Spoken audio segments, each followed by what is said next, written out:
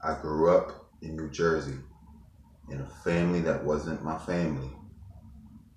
I was adopted into a white family. There's nothing wrong with being adopted, but it was hard to be the only black person in the family. And I struggled with mental health issues as a kid until I got into athletics. Sports gave me friends, a place I belonged.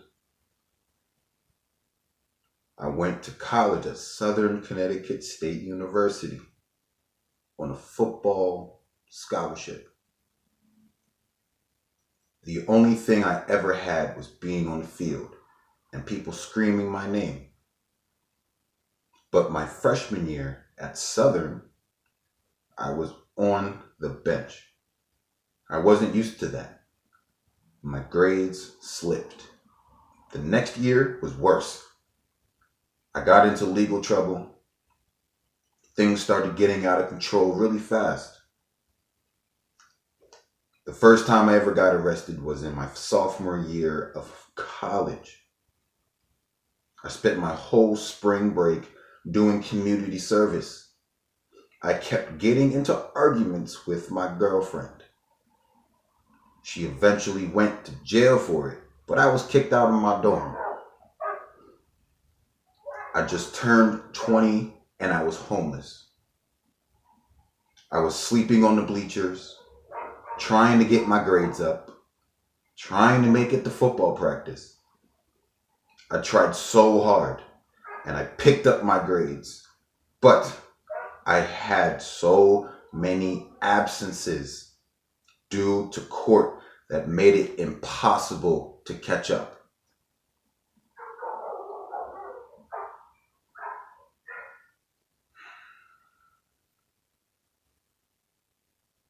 I was suspended for 11 days, but my mom couldn't come get me because she was out of a job.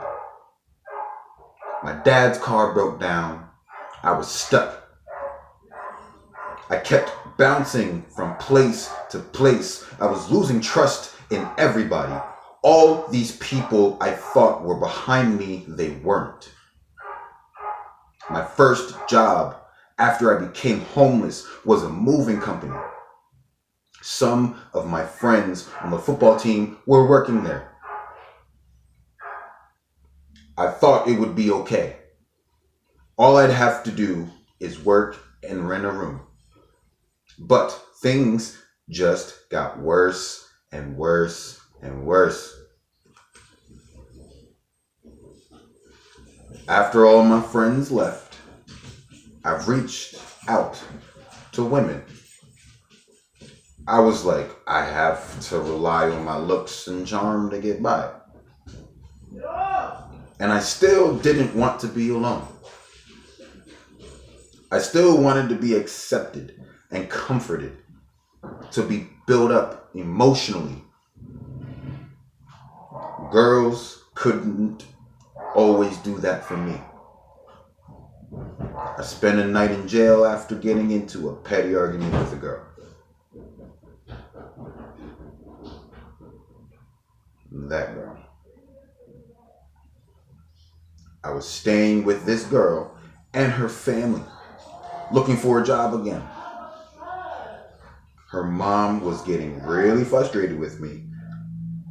I was lonely and depressed, and this girl kept letting me down. She stranded me with a dead phone a couple towns over, and it took me 2 days to walk back. Her mom called the police on me after I showed up at her mom's job to ask for help. I got arrested and went to jail. After I got out of jail, nothing was different. I was homeless, in jail clothes.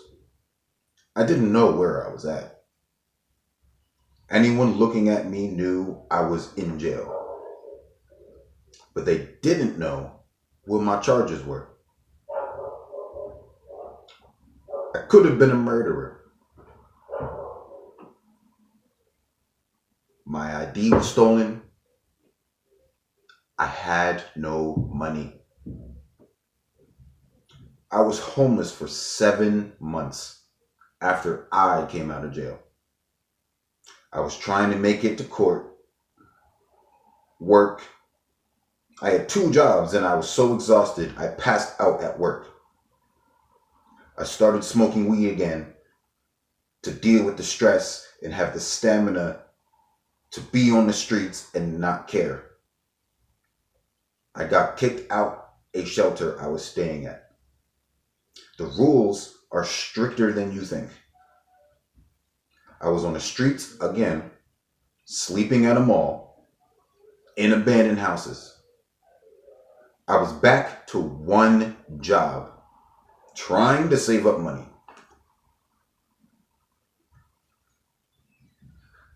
I lived in an abandoned house for 3 or 4 months over the winter. It was nasty, dirty. There were crackheads and prostitutes there. No one flushed the toilet. I was just trying to fix my mistakes. You think of your entire life, asking yourself, where did I go wrong? You were born with no daddy and no mommy, and this is where you are now. All I could do was hold down my 1 job and smoke weed. My hygiene was so bad, I couldn't go to work. I couldn't wash my clothes or my body.